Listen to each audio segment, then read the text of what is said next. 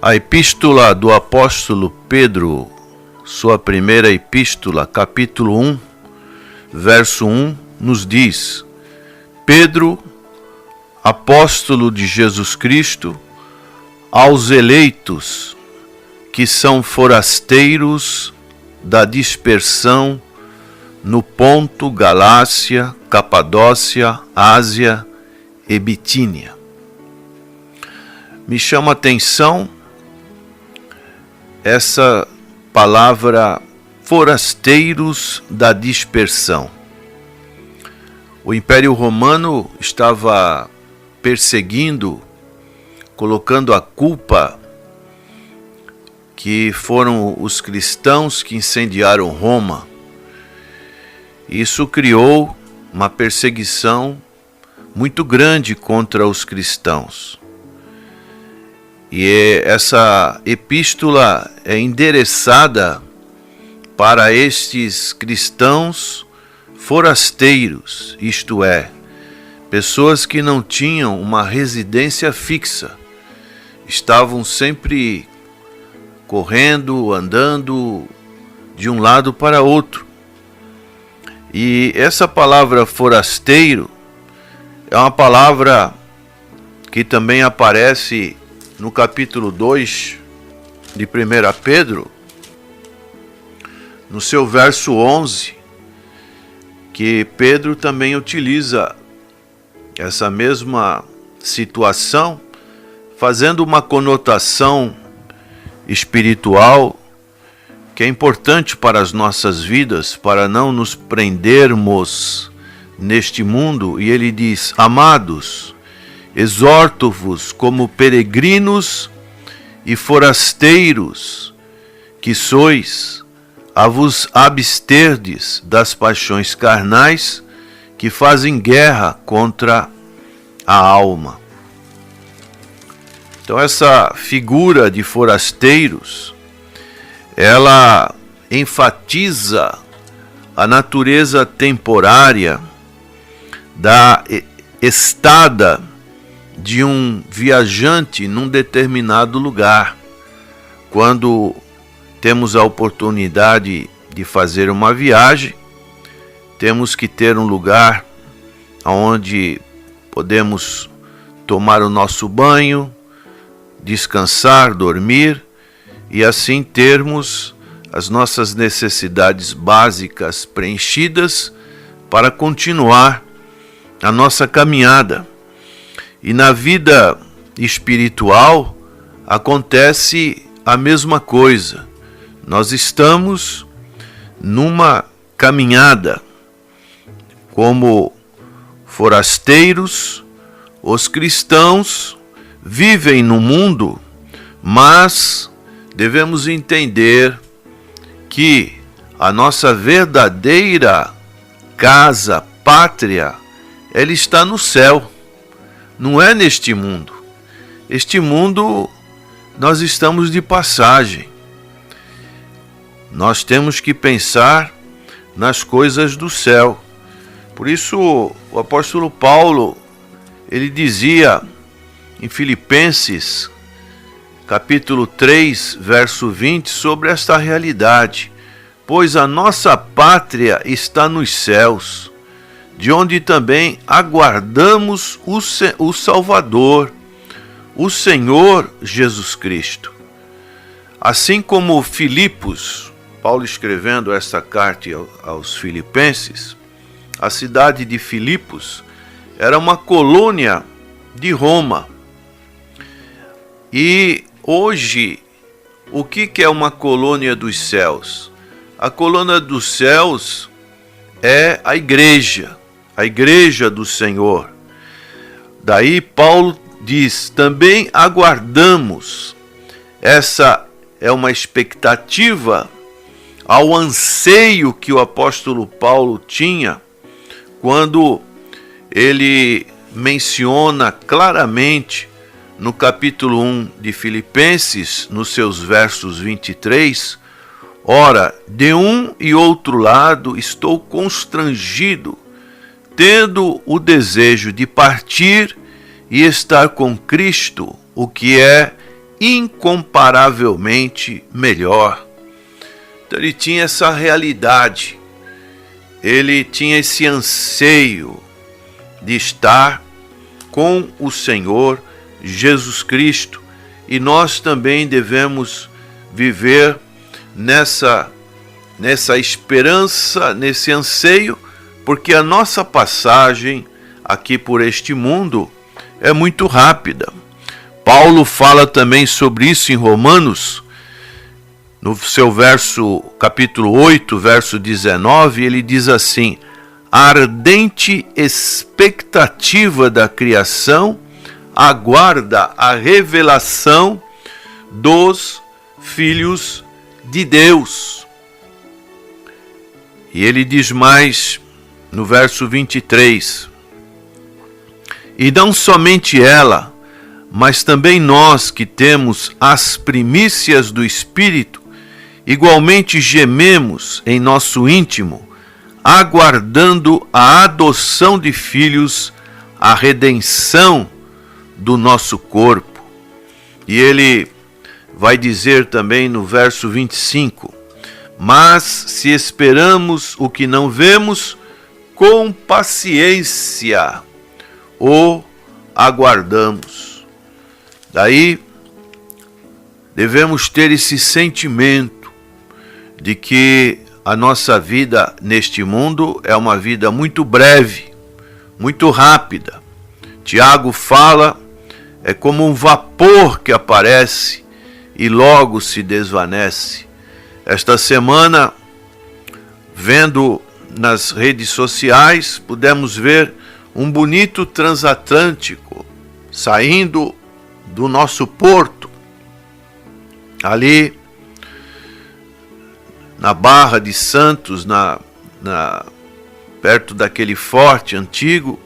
Aquele transatlântico parece um edifício ambulante, de tão pomposo, bonito. E de repente este vapor vai indo, toca a sua buzina e nós vamos perdendo de vista. Assim também a nossa vida. Temos uma aparência forte, bela, quando estamos adolescentes, jovens, mas aos poucos o nosso corpo vai se definhando pelo passar dos tempos, dos dias, e logo nós vamos murchando como a erva, como uma flor, uma planta. Então, nós devemos ansiar pela nossa verdadeira pátria que está nos céus, pela esperança que ali está alicerçada. O Senhor Jesus disse em João capítulo 14, não se turbe o vosso coração, credes em Deus e crede também em mim. Vou preparar-vos lugar, para onde eu estiver, estejais vós também. E nós encontramos no livro de Hebreus, capítulo 11, verso 13 e 16, que esses heróis da fé, eles tinham essa percepção dessa herança maravilhosa da vida eterna. Diz Hebreus 11:13, todos estes morreram na fé, não abriram mão da sua fé, sem ter obtido as promessas, vendo-as, porém, de longe, e saudando-as, e confessando que eram estrangeiros e peregrinos sobre a terra. Porque os que falam deste modo manifestam estar procurando uma pátria, e se na verdade se lembrassem daquela de onde saíram, teriam oportunidade de voltar, mas agora aspiram a uma pátria superior, isto é, celestial. Por isso, Deus não se envergonha deles, de ser chamado o seu Deus, porquanto lhes preparou uma cidade. Então, esta herança, prezado ouvinte, essa fé foi uma fé invisível, porque era celestial e não terrena, e ela estava no futuro, não no presente. Então, assim deve ser essa fé. Nossa fé é o firme fundamento das coisas que não se veem, mas a certeza das coisas que nós esperamos. Vendo-as de longe, Abraão viu de longe o dia quando o Senhor Jesus viria, o Messias, e ele regozijou-se. É o que o Evangelho de João, no seu capítulo 8, no seu verso 56, o Senhor Jesus fala para aqueles judeus. Ele diz assim, João 8, 56, nós encontramos a seguinte narrativa: Abraão, vosso pai, alegrou-se por ver o meu dia, viu-o e regozijou-se. Como que ele viu? Ele viu através da fé. As promessas que Deus lhe fez, promessas que exigiam a vinda de Cristo para serem cumpridas. Então nós vemos que Abraão, ele é considerado o pai da fé, e ele alcançou esta promessa. Por isso nós temos esta pátria superior.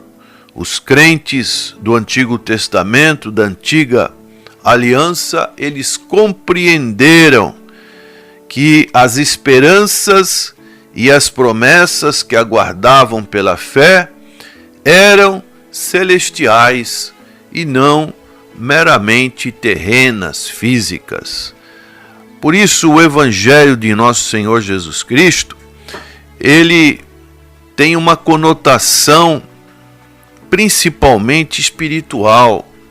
E hoje os homens querem levar para o campo físico, terreno, materialista, consumista, falando somente de ganhos profissionais, ganhos materiais,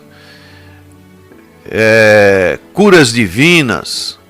Tudo isso são importantes, mas o nosso pensamento principal deve ser voltado para as coisas invisíveis, para as coisas superiores, para as coisas celestiais. E nesse texto que estamos usando nesta manhã de 1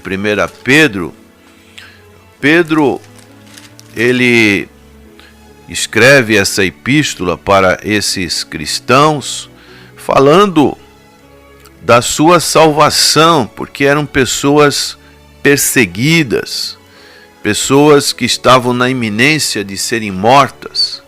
E Pedro, ele dá esse incentivo, esse ânimo para aqueles cristãos. E no capítulo 1 da primeira epístola, no seu verso 3, ele diz ação de graças, e ele fala assim: bendito o Deus e Pai de nosso Senhor Jesus Cristo, que segundo a sua muita misericórdia, nos regenerou para uma viva esperança, mediante a ressurreição de Jesus Cristo dentre os mortos, para uma herança incorruptível, sem mácula, imarcessível, reservada nos céus para vós outros, que sois guardados pelo poder de Deus, mediante a fé, para a salvação preparada para revelar-se no último tempo. Então ele diz: nisso exultais, ficais alegres, embora no presente, por breve tempo, se necessário, sejais contristados por várias provações, para que, uma vez confirmado o valor da vossa fé, muito mais preciosa que o ouro perecível, mesmo apurado por fogo, redunde em louvor, glória e honra na revelação de Jesus Cristo. Então, esta fé é enfatizada. Por isso, a palavra de Deus diz em Romanos 10:17, que a fé vem pelo ouvir a palavra do Senhor. E este canal que diariamente fazemos aqui, com essa equipe que está aqui, formada pelos irmãos que diariamente têm esse esforço de estarem aqui presente, é para levar para você a esperança da salvação. Você não se deve se prender tanto neste mundo, mas você deve pensar nas coisas celestiais, que um dia você vai partir deste mundo. E essa partida, você está preparado para se encontrar com Deus? Como vai ser esse encontro? Então o Senhor Jesus Cristo, Ele veio a este mundo para salvar dos nossos pecados e nos dar essa viva esperança de vida eterna. Eu sou a ressurreição e a vida, disse o Senhor Jesus. Aquele que crê em mim, ainda que esteja morto, viverá. Reconheça, prezado ouvinte, que você está morto espiritualmente, mas que neste dia, nesta hora, o Senhor Jesus Cristo, Ele está vivo para te dar vida e vida em abundância. Abra o seu coração, aceite a palavra do Senhor como a sua única regra de fé e prática e tenha essa viva esperança no seu coração. É a nossa oração em nome do Senhor Jesus. Amém.